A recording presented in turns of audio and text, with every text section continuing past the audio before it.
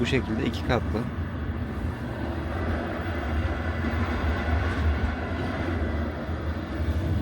Bu bir Daşoğuz treni. Aşkabat Daşoğuz. Yaklaşık 10 saat sürüyor. Ama yoksa 12 saat mi? Normalde böyle tek kullanımlık çarşaflar veriliyor. Yolunuz açık olsun, seyahatimiz rahat geçsin diye.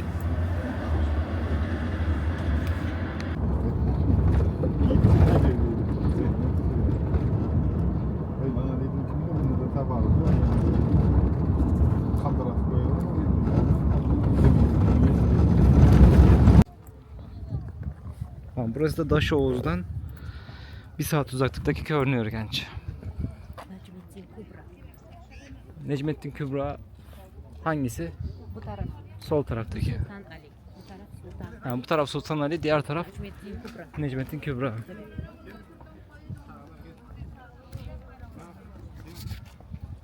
Necmettin Kübra bu Sufizm okulunu yapmış. İlk Sufizmi öğretmeye başladı. İlk Sufizmi öğreten Necmettin Kübra.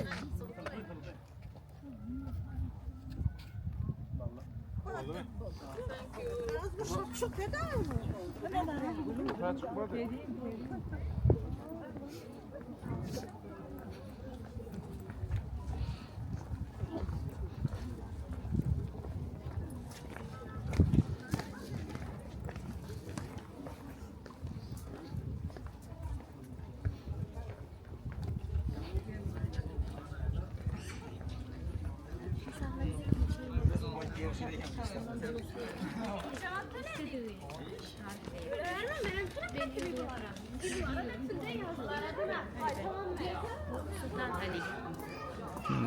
Aynen bu Sultan Ali.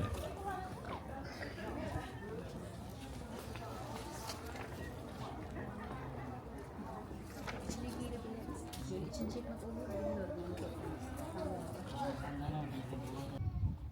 bilmiyorum. Burası şimdi biraz önce girdiğimiz Necmettin Kübra'nın türbesi. İçeride 2 ayrı aslında naaş var diyebiliriz. Çünkü birisi işte bu 360 pir olarak Moğollarla Cengiz Han'la savaştıklarında işte başının düştüğü yeri ayrı bir şekilde naaş şeklinde kapatılmış, mezarlanmış yani. Vücudu da ayrı bir şekilde. Burası da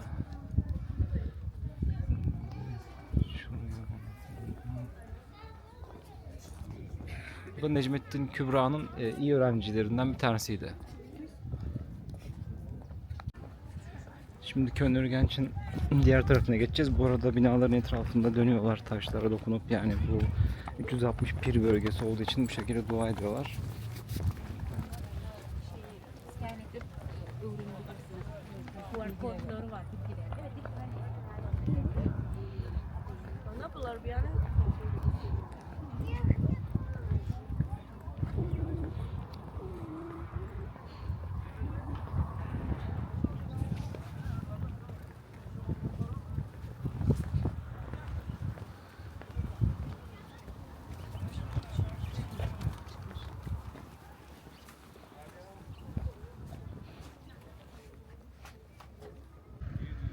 Şimdi burası da bu Kutlu Timur'un eşinin türbesi ve etrafında dokunup taşlara yine dua ediyorlar. Çünkü 360 pir bölgesinde olduğu için kutsal olduklarından dolayı. Şu an minaretinde biraz uzağındayız. Oraya da yürüyeceğiz. İçine girelim.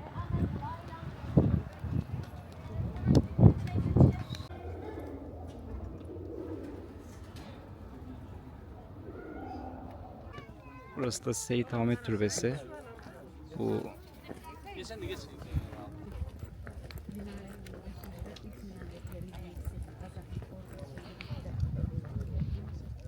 şimdi Seyit Ahmet Türbesi'nden çıktık. Minarete doğru yürüyoruz. 60 metre olması lazım. Dışında da Ayetel Kürsü. Yani biraz daha Buhara mimarisine benziyor. Yaklaşık aynı tarihler. Aynı kültür.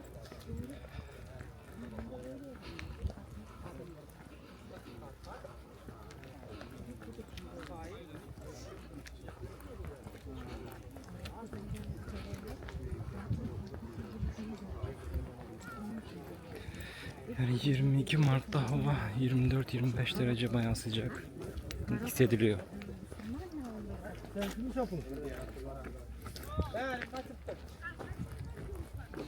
Senin bitti mi?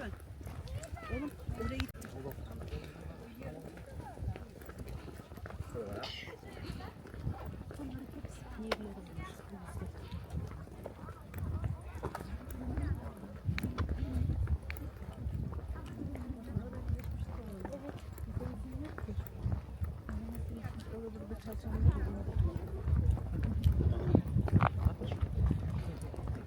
60 metreydi. Sen tam ses alabiliyor musun?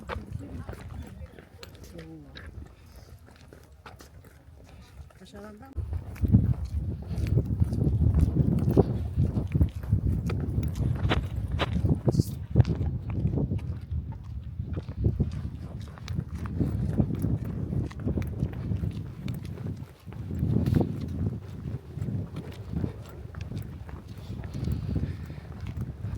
'Buranın mimarisi de mesela Ertuğrul Gazi Mescidi'nin mimarisi de benziyor.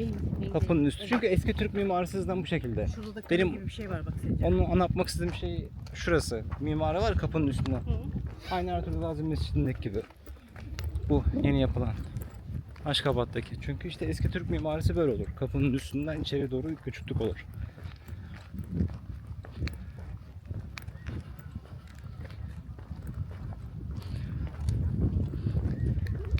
Sultan Sencer'in de aslında üstü böyle maviymiş. Evet aslında Merve Hı hı. Oğuz'un şey oldu ya. Dışı da altınmış diyorlar. Doğru mu? Altın yok. Şimdi yoktur. Bu iyi Larslan. Bu iyi Larslan. Bu açık değil mi? Yok kapalı. Şimdi bu şekilde bu alan böyle devam ediyor. Gayet büyük bir alan.